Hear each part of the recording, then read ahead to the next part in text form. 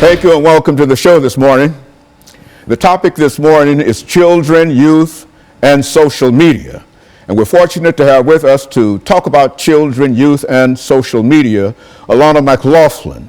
I think many of you might be familiar with Alana. She's been with us a number of times. As a matter of fact, she started with us at the age of 8, and she's been with us as a regular guest since that time. And this day she decided to talk about children, youth, and the social media. And of course, Alana, let me welcome you to the show as well as the audience this morning to talk about what I consider to be a very, very important topic, and that is children, youth, and social media. But before we get into this topic, Alana, let's see if we can talk about you, about your background, your education, and some information in reference to some of your experiences. And then by that time, we should have finished this first segment, and then we'll get into the topic, children, youth, and social media. Let's start from that perspective.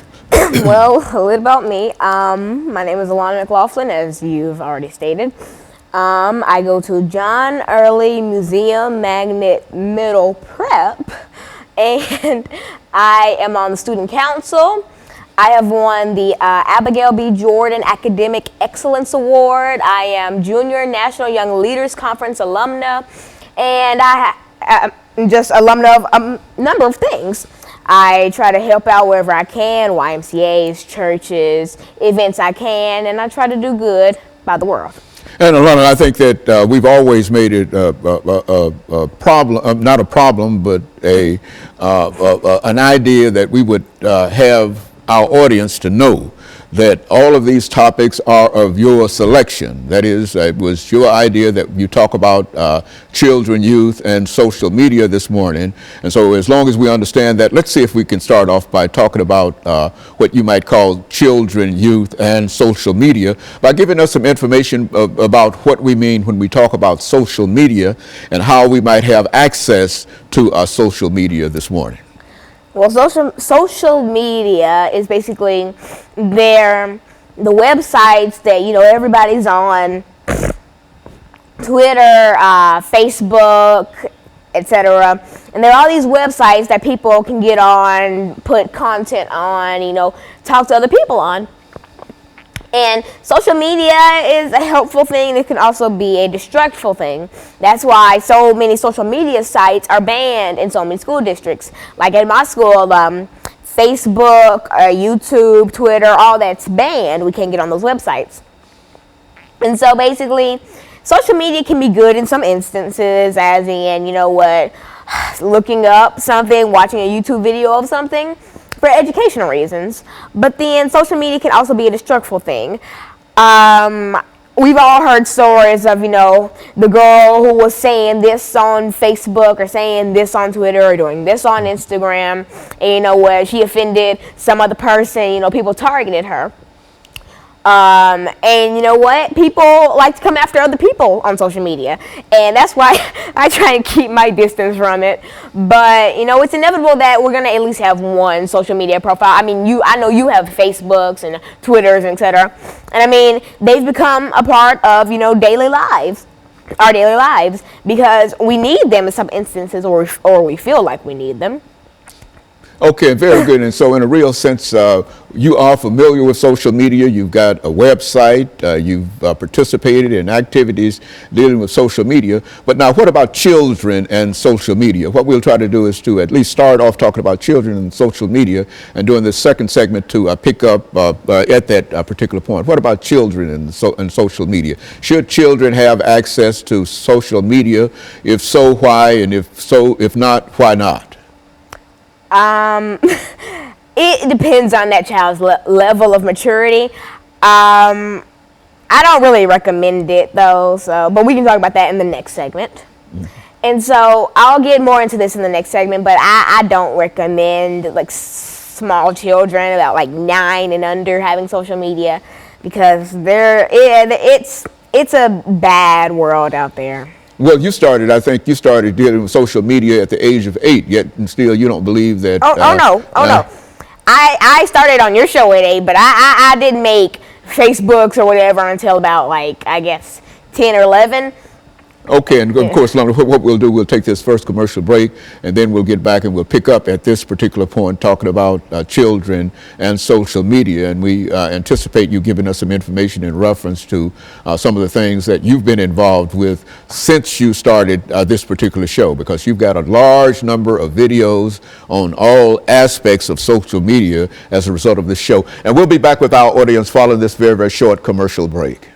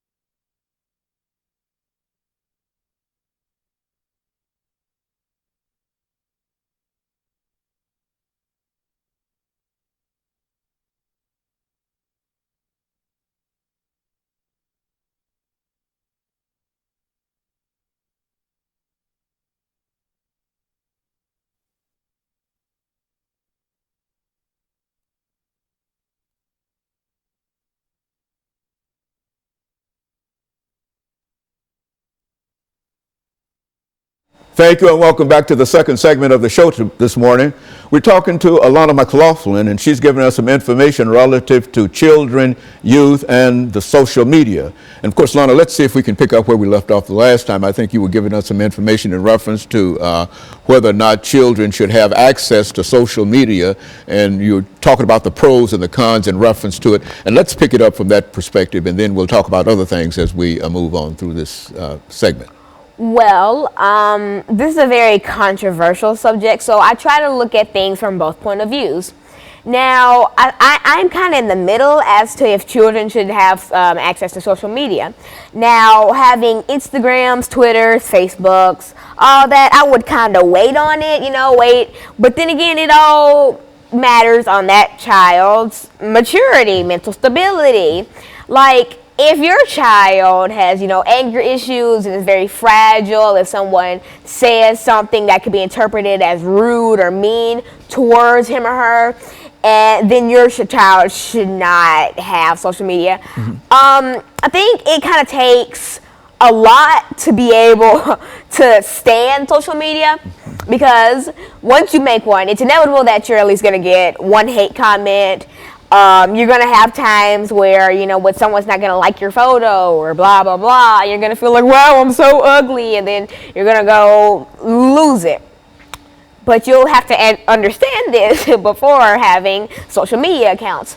Now, I also think, yes, they should, but in schools. Now, I'm not saying that, all districts should lift the ban on Facebook and etc.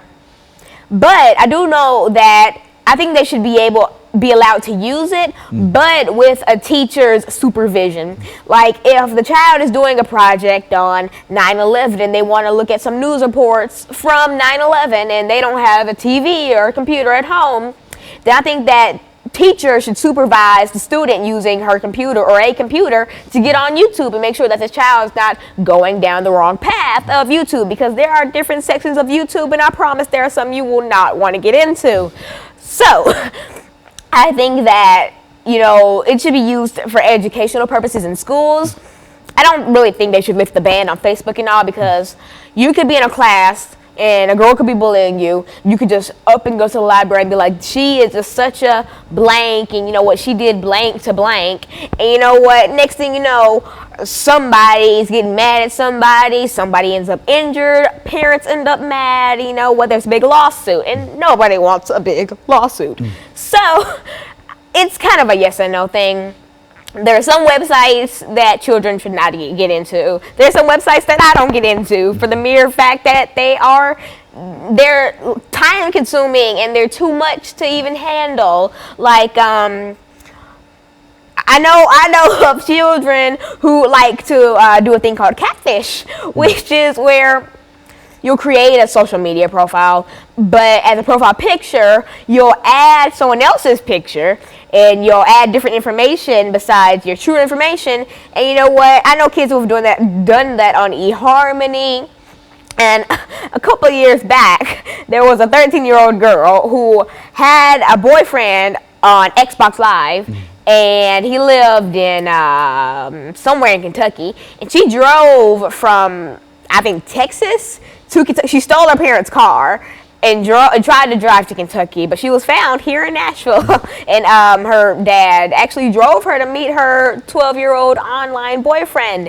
And that's crazy, because she had to drive from Texas, and she got so far as Nashville, and she was coming from San Antonio, I believe. I don't even know. But that's a pretty long drive, and for her to be able to make it to Nashville, having to go on the interstate, and being 13 and not knowing how to drive, that's dangerous on so many levels. But she did it because she was in love with a 12-year-old boy. I don't know what happened to the couple. Maybe they're living happily. I doubt it, because who was in love at 13 and 12? You should be worried about what you're going to do as a class project at 13 and 12. You should be worried about Justin Bieber at 13 and 12. I mean, I personally don't like Justin Bieber, but that's none of my business. Anyway, so it really depends. If your child, if you're a laid back person and you let your child do all the social media stuff, monitor what they do. Monitor their computer activity, their phone activity. Like, make sure you know what your kids are doing, because if they end up making, let's say, a Skype or some type of video chat, and they do all this stuff on that video chatting website, and that comes back to haunt them when they try to get a job somewhere. That's, your child was messing up their lives from an early start. So, it really depends on your parenting skills and, what your child's maturity. If you have, an 11 or 12-year-old who, you think is ready for this horrible, cruel, yet fun social media thing, then be my guest. Do whatever you want. It's your child. But you know what? It just really, it depends.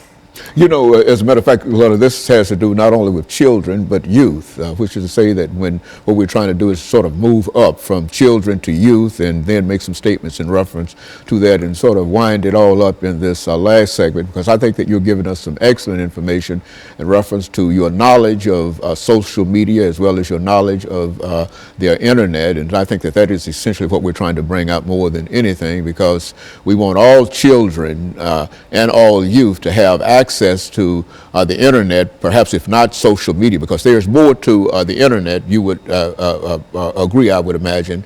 There's more to the internet than what we call social media. There are large other things that people can become involved in. There's way more to the internet. I have a laptop, and I barely get on social media websites, but there are lots of fun things you can do. Hey, Google has this website where you can make your own 3D bracelets and get them shipped to you for free. You know what? That's fun to make. And you know what? You can go on YouTube or watch Netflix or do whatever you want, and it doesn't have to be social media. It can just be fun. Like the original purpose of the internet. I don't think that the internet was created so that you could bully your classmate and push her to try to kill herself. That wasn't the point of this. Just people turn that into that. The point of it was to have an online resource, to have encyclopedias, dictionaries, all at the click of a button. And this has turned into, people have started getting creative and making all these different things where people connect with each other, you know. I mean, that can sometimes be good. I mean, you can learn from Facebook. You know, your friend just had a baby, and you know what? Hip hip hooray for babies. But then again, you could also see your name blasted on something that you have no part of, and it just really depends. Very good. And of course, Lana, we're going to take this second commercial break, and we'll be back with our audience following this very, very short commercial break.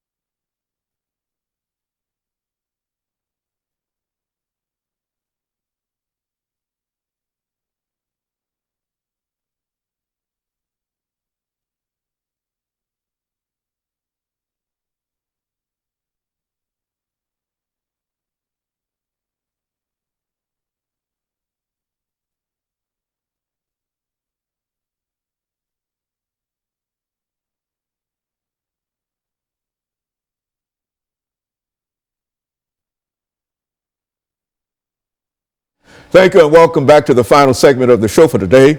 We're talking to Alana McLaughlin, and she's talking about children, youth, and social media. And she's given us some excellent information concerning access that children generally have to social media and the internet and the computer, and the positive things in reference to the computer, as well as some of the negative things. And so, Lana, let's pick up by doing this last 10 minutes of the show and talk about some of the other things, especially youth, not only children. I think we've tried to deal with children that might be within your range in terms of 8 to 11 years old and et cetera. But now, what about people who are much older, youth and adolescents, and the social media? Well, I mean, adolescents, they're growing up. They get to, you know, decide what they want to do with their own lives. And you know what? Let them be. I think parents can kind of slowly back away from how much they monitor their children as that child gets older, because the older you get, the more responsible you are for your own decisions. And I mean, if you want to mess up your life with something, then, you know, you can mess up your life with something. But I think that parents should really close in on their kids, like younger, way younger, like 9 and under, when they try to do social media, because your child could be making YouTube videos, cursing and doing all this and doing all that.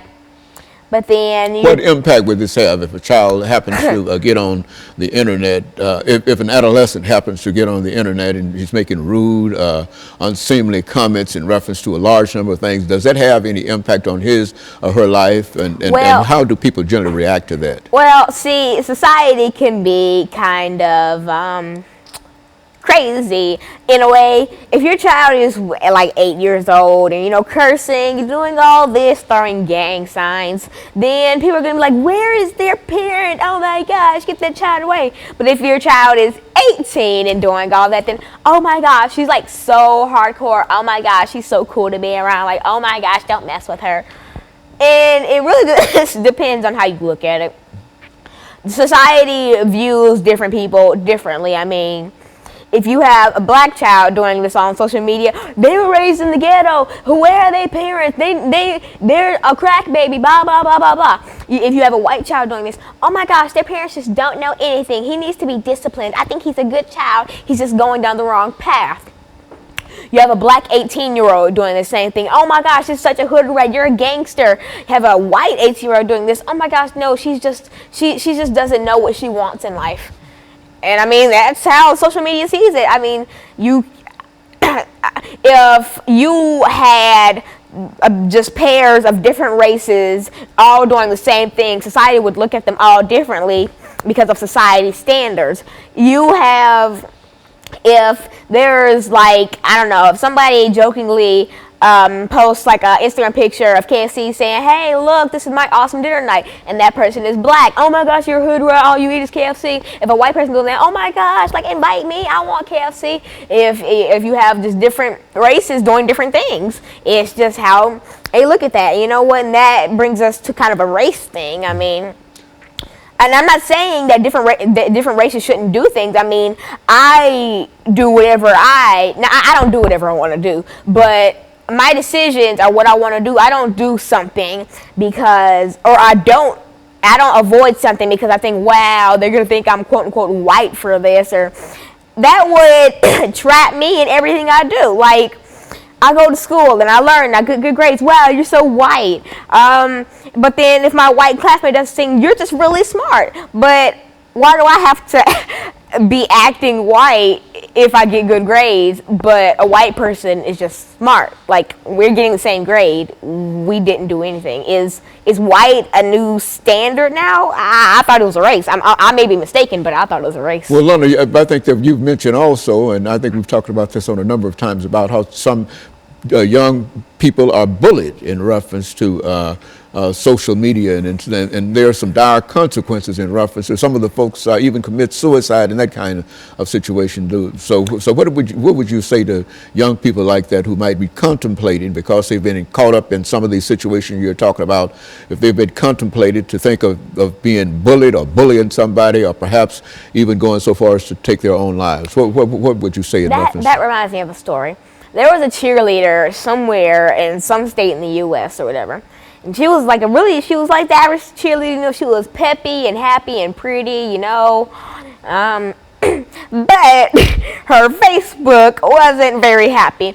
She was a hunter, and so she started going to different countries and hunting endangered animals and taking pictures of her, like, smiling, holding a bear's head, just, oh my gosh, look what I killed today. And everybody was like, and you know what?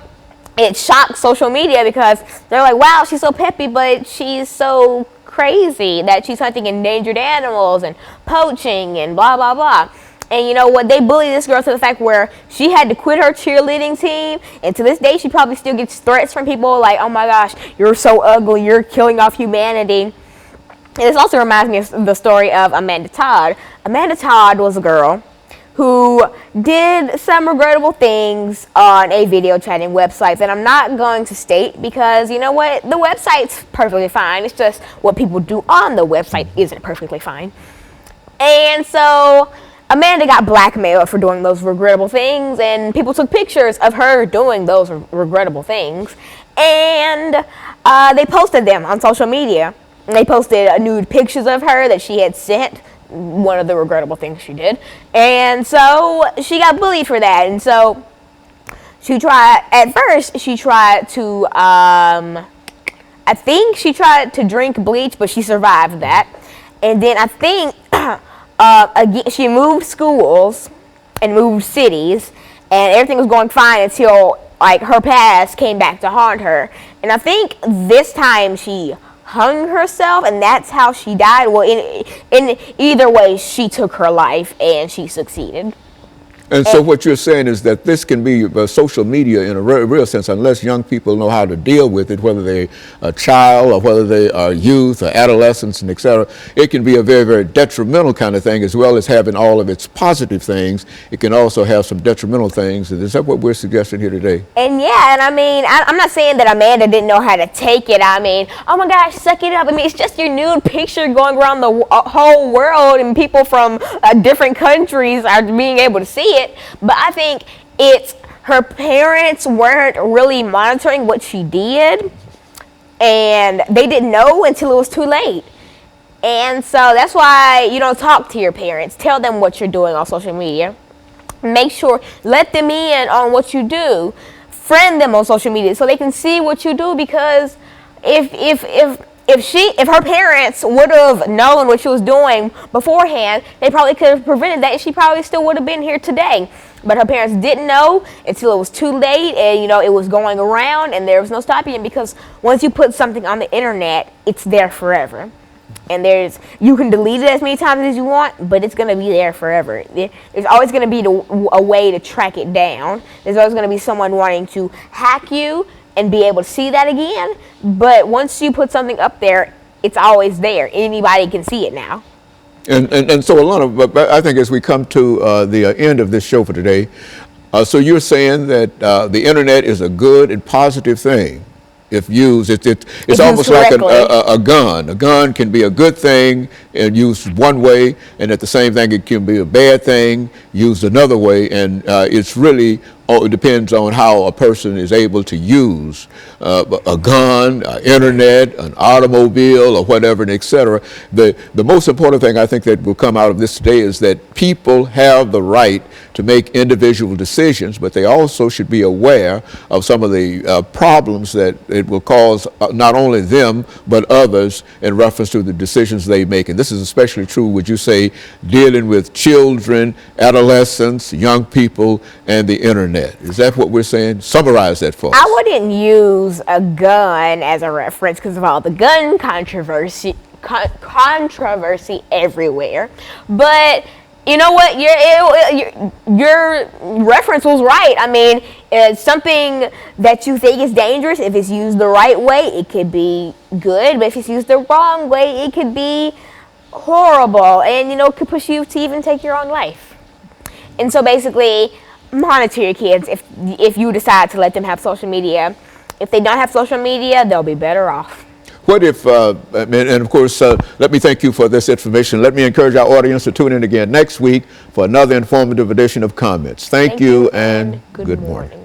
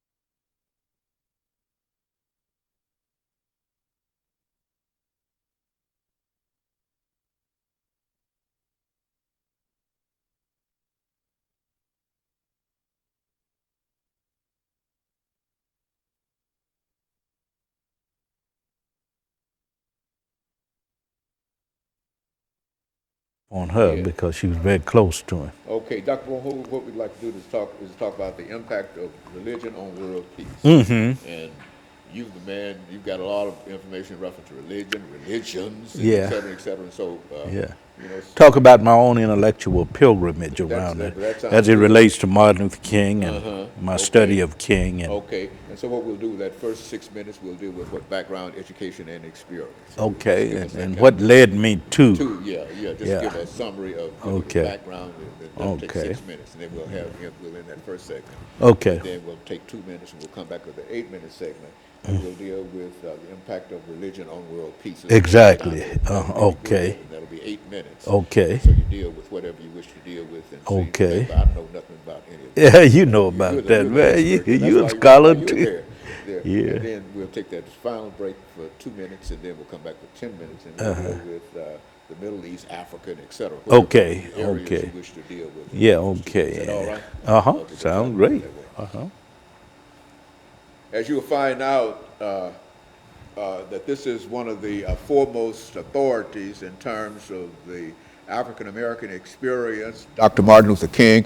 This man has more books on Dr. Martin Luther King than any other single individual in the world. Just retired quite recently from Vanderbilt University after a career of 30 years. 30 years at Vanderbilt, teaching religion at Vanderbilt University, et cetera, et cetera. So we've had him on this show on just a number of occasions, and he's got just so much information.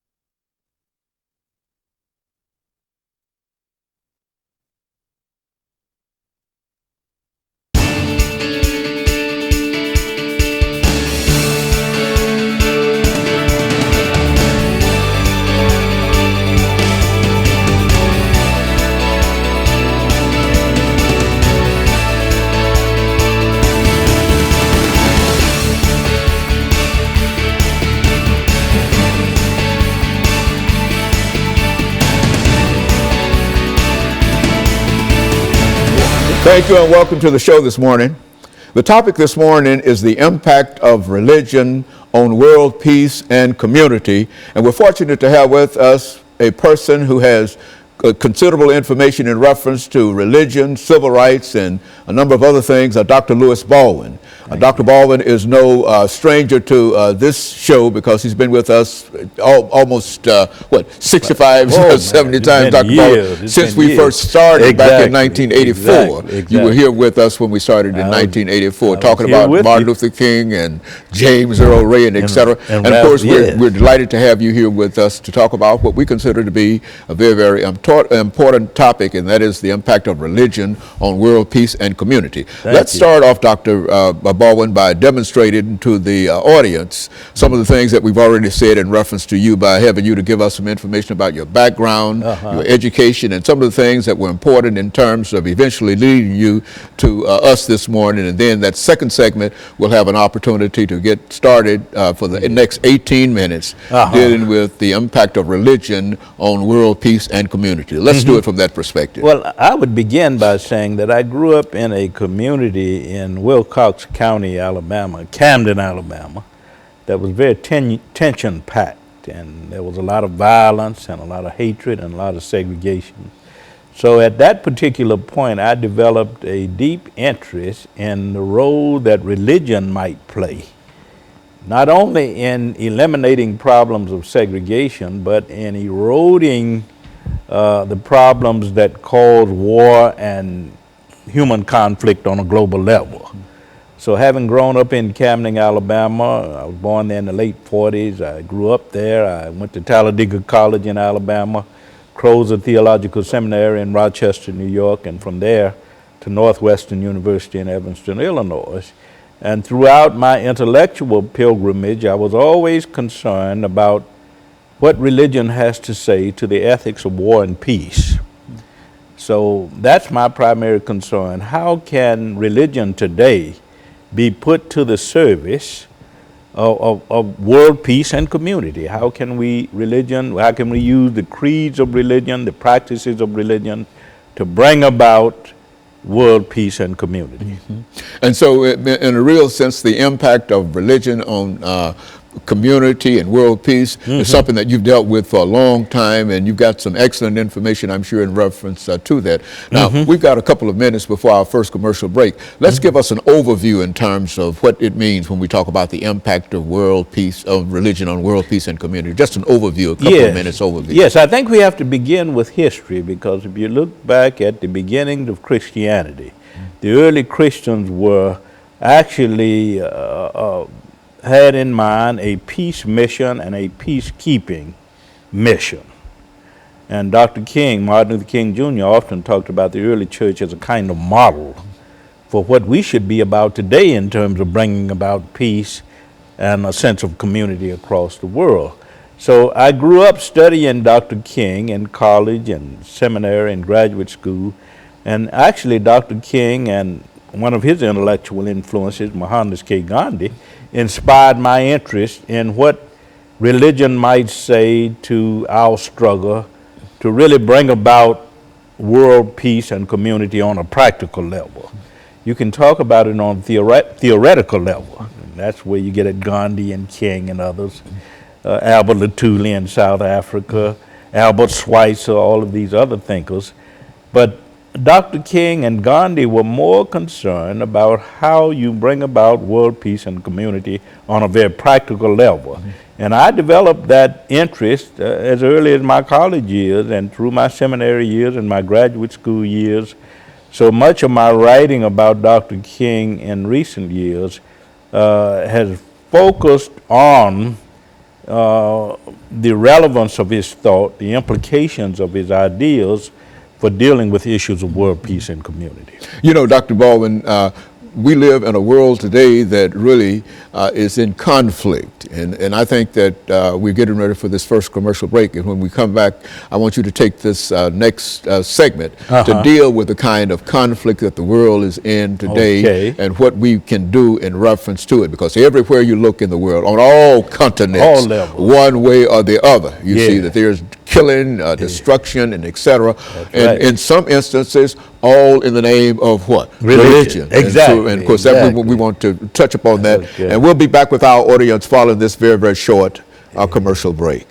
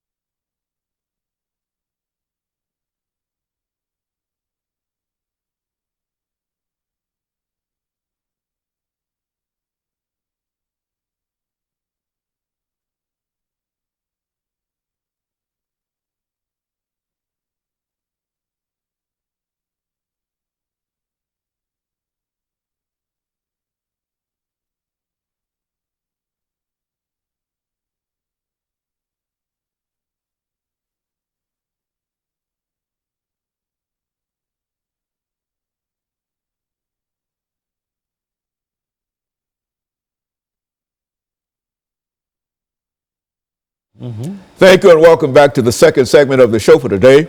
We're talking to Dr. LBaldwin, and he's the retired professor at Vanderbilt University, and he's given us a lot of information in reference to the impact of religion on world peace and community. And Dr. Baldwin, let's pick up at this second segment and allow you to, I think in terms of all of your experiences and all of the information that you have to bring to bear during this 8-minute segment, dealing with methods of the impact of world peace on religion and community. Do it from that perspective, because I know you've got all that information. I think we have to begin, with the history of the Christian church. Martin Luther King Jr. used to often say that the Christian church in the apostolic years was actually a model for how to deal with peace and war issues, because the early Christians did not fight war.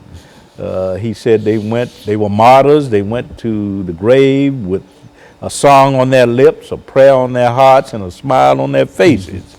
So what Dr. King said essentially was that the early Christians established a certain kind of creed.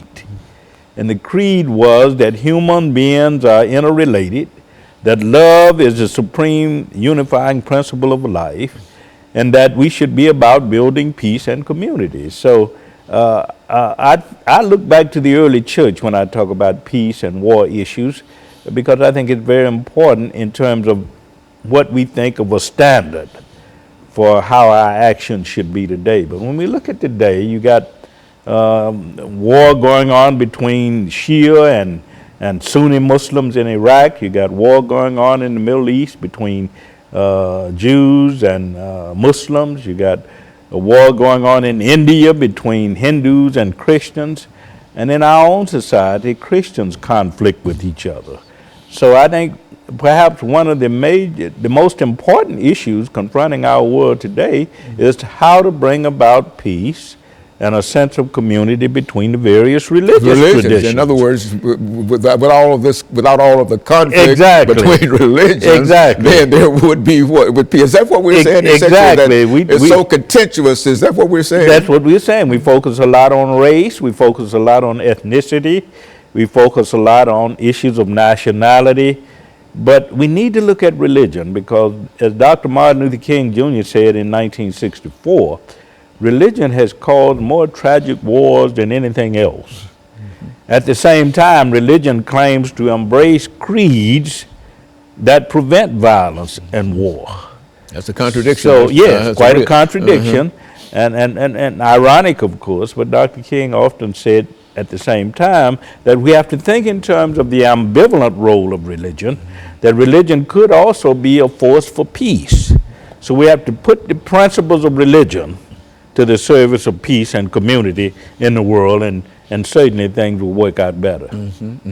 Very good. And of course, all of this simply leads to some of the real issues that we're having today, some of the issues in the Middle East, for example. Now, this is especially an issue dealing with religion. I mean, religion that has been so extreme that people are literally cutting off the heads of people now. Does that seem? That seems something that is so barbaric that civilization has never reached this particular point. And so contrary to religious creeds. You're talking about ISIS in Iraq and what's going on with the Islamic surge in parts of Iraq. There's a lot going on in terms of the conflict between Sunni and Shia Muslims.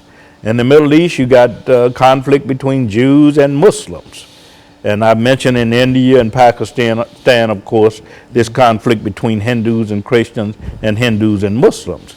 So what you have today, I think, is religion being at the center of a lot of global conflict. But what Martin Luther King Jr. and Mahatma Gandhi taught us is that if religion goes back to its founding principles, all religions go back to what? This idea of love as a supreme unifying principle of life. If they go back to this idea of peace mission, they go back to this communitarian idea that they had, then we'll overcome some of this conflict. But the major factor, one of the major factors in conflict today, human conflict, is religion. And religion is supposed to be this solidifying force that teaches people what? that we are part of an interrelated We're all structure of together. reality, that what hurts one hurts others, that I cannot be what I ought to be until you what you ought to be, and that's what religion is supposed to teach. But unfortunately, it has not been put to the service of community and peace on a world scale, but has been what a kind of fragmenting force. Well, how do you think in terms of trying to bring these various religious groups together to think in terms of this idea of the unity of mankind and world peace and community and et cetera, which is to say that if we've got all of these conflicts among these various religious groups, if there's a key to bringing them together under some religion, I mean, how is that possible? I think Martin Luther King Jr. was right when he says that they have to realize the various religions of the world, Christianity, Islam, Buddhism, Hinduism, Judaism, that these religions have to come to a sense that they share certain common ideals and concepts and values. All of these religions were founded on the principles that humans everywhere are a part of a particular brotherhood and sisterhood. And once we remind religions that they share certain common values, certain common goals, and indeed a common value common destiny in terms of bringing people together, I think that's part of what we should be about. And then teaching and reminding them that they have to translate what they say in creeds into deeds. Very good. And Dr. King and Mohandas K. Gandhi had a lot to say about that. You not only proclaim brotherhood and sisterhood and community and peace and nonviolence and community and forgiveness, you not only proclaim these values in creeds, you also try to translate them into what? Practical action and practical reality. And that's how you what? Bring about justice and peace. And We're community. getting ready for this final segment, Dr. Baldwin, and during the meantime, let's have you, when we come back, let's have you to reflect upon one of the organizations that might be in a position to sort of bring about this kind of unity among the various religions, the United Nations, and et cetera, and et cetera. And there are many. And speak to those organizations that are involved in doing some kind of work that has an effort to try to bring the various religious groups together and et cetera, et cetera. We want to do that and at least leave some kind of message in reference to that. And we'll be back with our audience following this very, very short commercial break.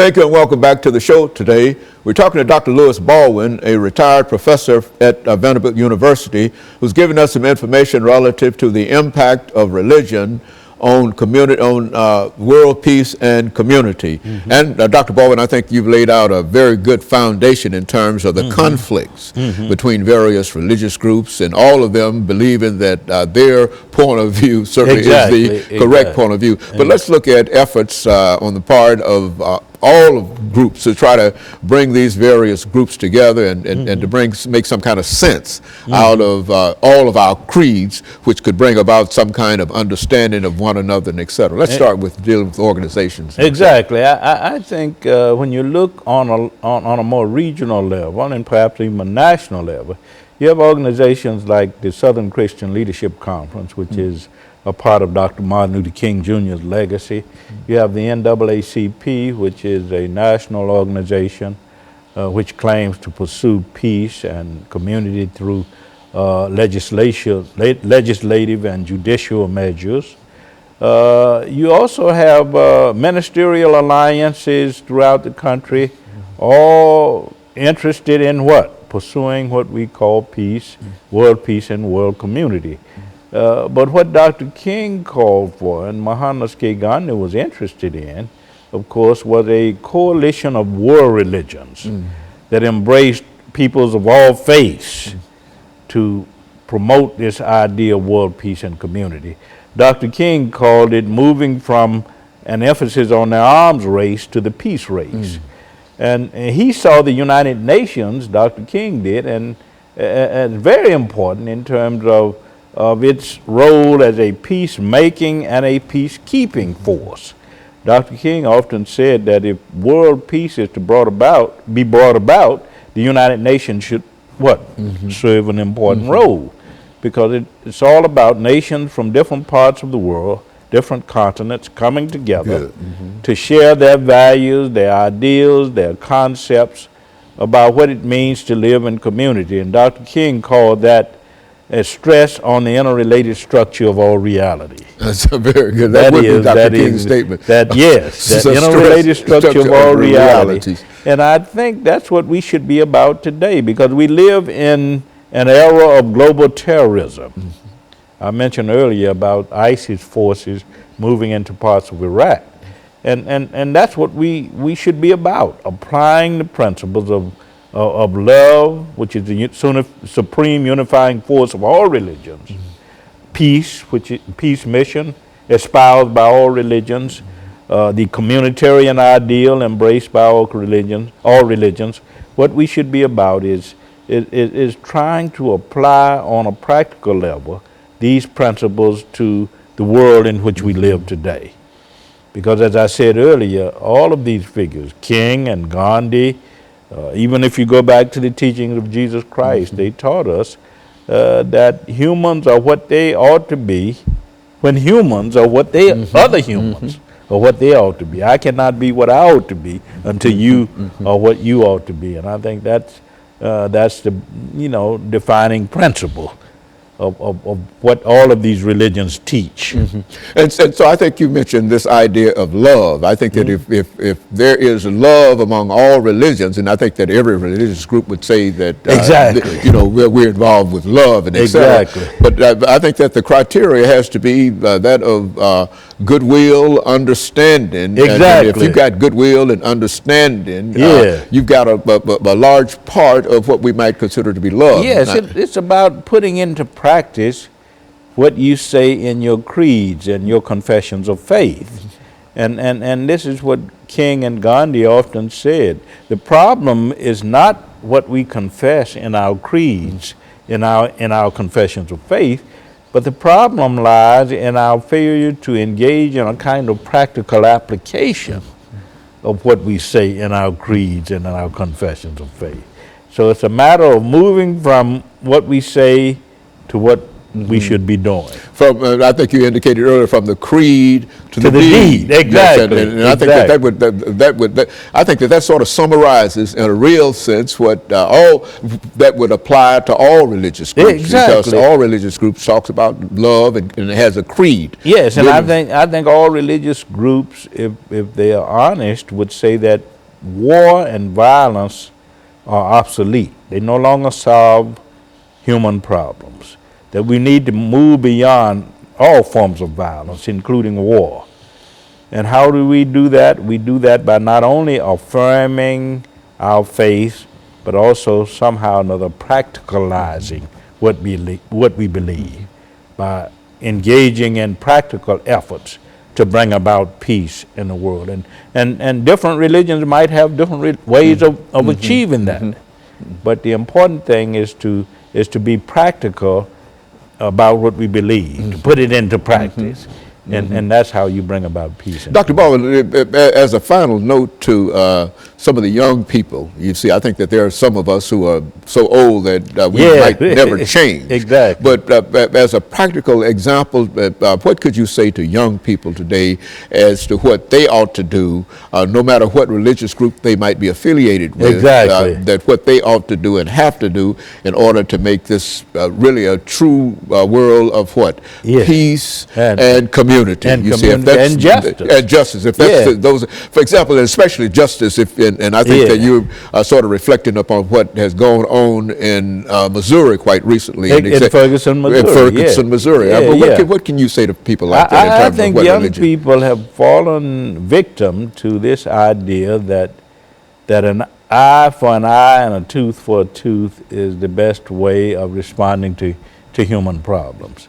And I would say to the young people that they need to study people like Gandhi and King and Albert Lutuli in South Africa and Albert Schweitzer and other figures who gave us a different way of dealing with human conflict. Violence never solves anything. Violence results in a cycle of violence. And I would say to the young people that they need to be more intentional about how they respond to issues of human conflict. Violence will not solve these problems. You have to think in terms of these religions and what they have taught us about love and justice and peace and the creation of community. And I think there's a lot there that young people can learn from. It's not a matter of joining a particular faith or a particular religion. It's about subscribing to certain kinds of values. If you believe in the dignity and worth of all human personality, if you believe in the interrelated structure of all reality, that we are all related to each other, that what happens to one also happens to all of us, if you believe in those principles, then certainly you will seek another path. Well, Dr. Baldwin, I think one of the issues here, though, is this idea of to speak to those issues is really to, in a real sense, overall speak to religion. Exactly. And I think that as you know well, that there has been quite a bit of controversy in terms of what we call teaching religion in schools. Now, how do you incorporate some of the ideas and et cetera, without being charged with teaching religion in school that might violate the Constitution, and et cetera, and et cetera? What do you do in reference to that? I think this whole idea that we can teach without the influence of religion in schools is really unrealistic, because we've all been influenced in this society by religious teachings, religious values, and we bring those teachings and those values to bear on everything we talk about. So I think that is no problem. You can't teach religion in schools, but you can teach values at the educational levels, all educational levels. And I think what we need to do is to say that, hey, I'm not trying to promote a particular kind of religion. I'm not trying to missionize people or bring people in a particular faith. But we need to understand those values and embrace those values that are essential to human welfare and survival. And those values are about peace, they're about justice, they're about living in community. And as I said earlier, and Gandhi and King often said, The basic principle is that we all are part of an interrelated structure of reality. And I think that Jesus summarized it simply by, and what we're all trying to do here is to say, love thy neighbor. Exactly. And I think that if we love our neighbor, then we shouldn't have any problem in terms of religion. And do unto others as you would have them do unto you. That's very good. And of course, let me thank you for this day, and let me encourage you to tune in again next week to another informative edition of Comments. Thank you, and good morning. All right. Thank you.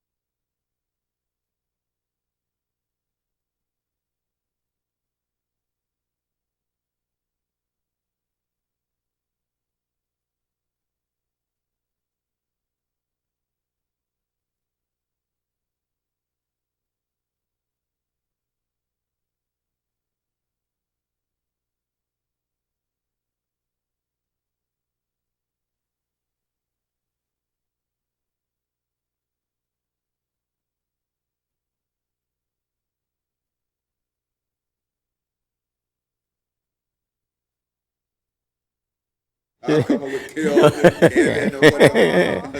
So I said, K Walker. K Walker, get it covered real good, huh? I hear you. Yeah, Dr. Baldwin here, he's talking about the impact of religion and social institutions, etc. Okay, it was an excellent show. Yeah. Would you mind giving me a mic check? Mic check, 1 2 1 I think I 2. might need some help to keep this Yes, from rolling sir. away. I can get up there. Oh yes, Jacket.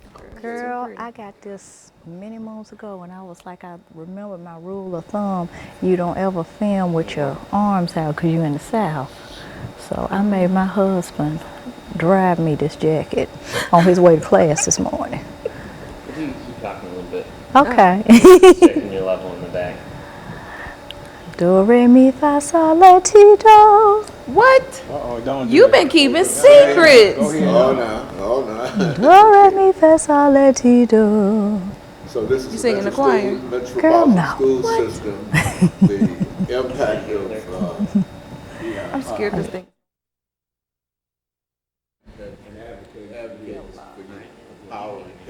Hello, hello, hello. How you doing back there, sexy?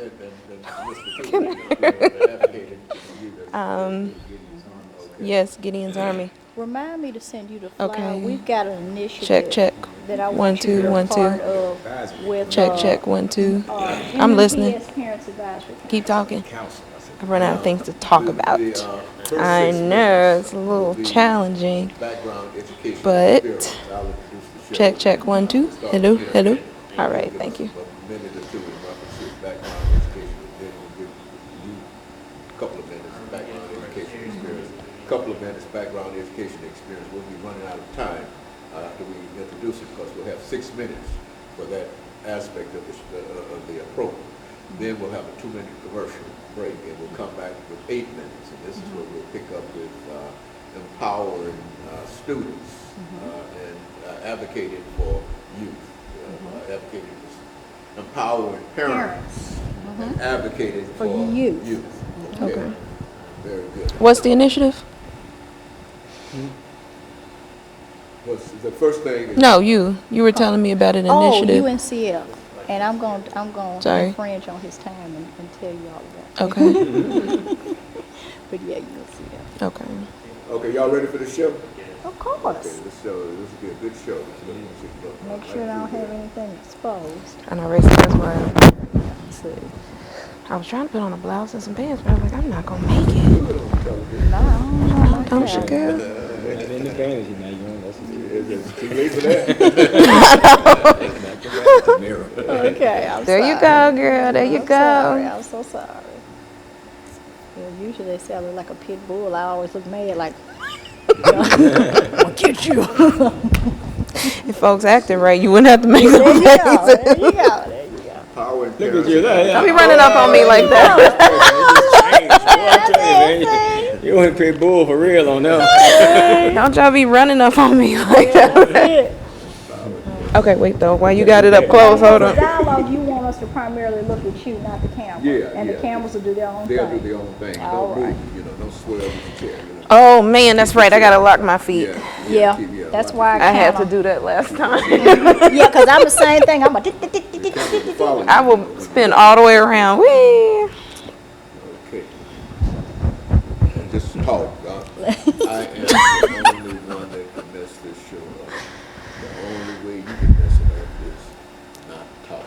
Okay. It really doesn't matter what you say. I need lip gloss. Talk. Talk. Talking, huh? It's the only way. Because most folks will watch you pass it through the kitchen and they'll catch a word or two. They don't know what you're talking about, and so they'll say that you're saying the same thing and not saying anything at all. So y'all did an excellent show for us earlier. Metropolitan school system, empowering parents and advocating for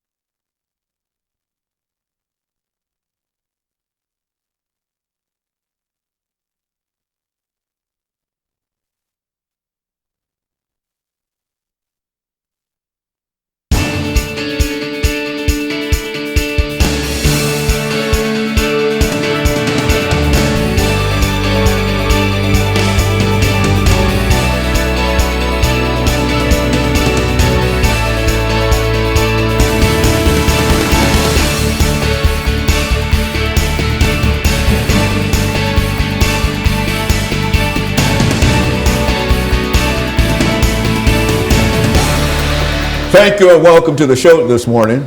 The topic this morning is the Metropolitan School System, and the topic is empowering parents and advocating for youth or advocating for students.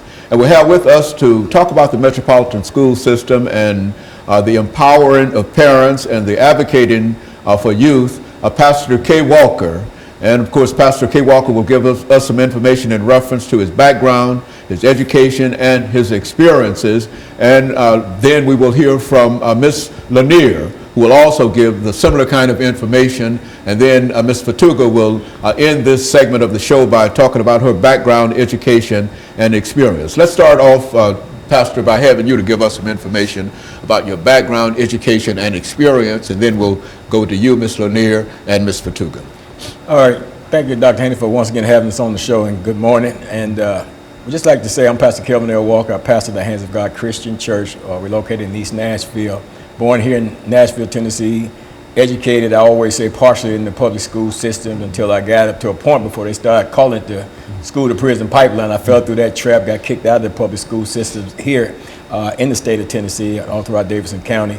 And went to the Navy, went through the Navy, got out of the Navy, got a GED, did a little time studies in Tennessee State University. Of course, I got incarcerated in the prison system and did some studies at with Trevecca East Campus Prison Program, and did a few things later on years with Edmondson Junior College, which is now defunct and out of business. Don't have a degree in anything, but fortunate to be in contact with a lot of people that are very intelligent, very smart, and very degree professionals like the young ladies here on this panel today. And that's, you know, and when you got friends like that and associates like that and affiliates like that, you don't you're read smart. and I can appreciate that. And of course, Ms. Lanier, let's talk about your background, your education, and your experiences. Ms. Fatuga will give us similar kind of information about her situation. As always, it's a pleasure to be here. My name is Erica Lanier, and I wear 3 hats currently. First and foremost, I'm a parent of 2 lovely daughters in MMPS schools. I also serve as the chair of the Parents Advisory Council for MMPS, and I serve as the education chair for the NAACP. I'm a native Nashvilleian. I was born and raised here, and throughout all my travels have come back because this is my home, and this is where I chose to raise my children. And I'm also a proud graduate, as you know. You were one of my mentors and instructors. I'm a proud graduate of Tennessee State University. Very good. Ms. Fatuga, give us some information in reference to your background, education. Good morning. Thank you for having me here this morning.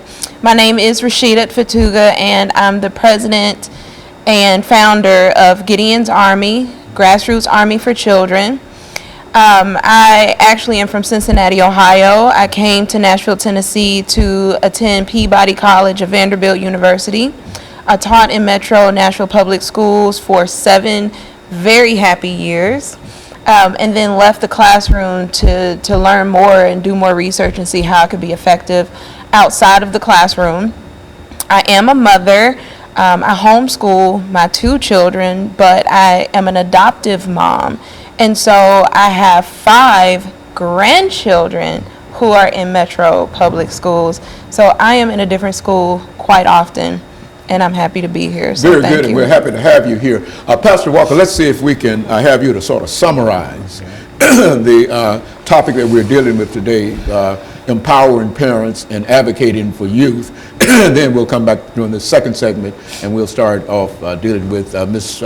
Lanier, dealing with some aspects of what we're talking about here. Okay, Dr. Haney, I think what's important to understand and note is that within the Metropolitan Nashville public school system, to me, in my opinion, I think the system could come up a little bit better than it is in terms of how we're training and teaching our children. As we had a meeting with the Board of Education not too long ago, we was able to present Gideon's Army to the Board of Education. And one of the things that I had expressed to them was the fact that if you've been trained as an educator to educate, then we have an expectation that when we send our children to you, that you educate them and not push them to the side, not medicate them because you can't seem to somehow find a way to educate our children. In other words, if you went through the educational process to become who you are and to have the position that you have, then I send my child to you. I have an expectation from you to teach my child.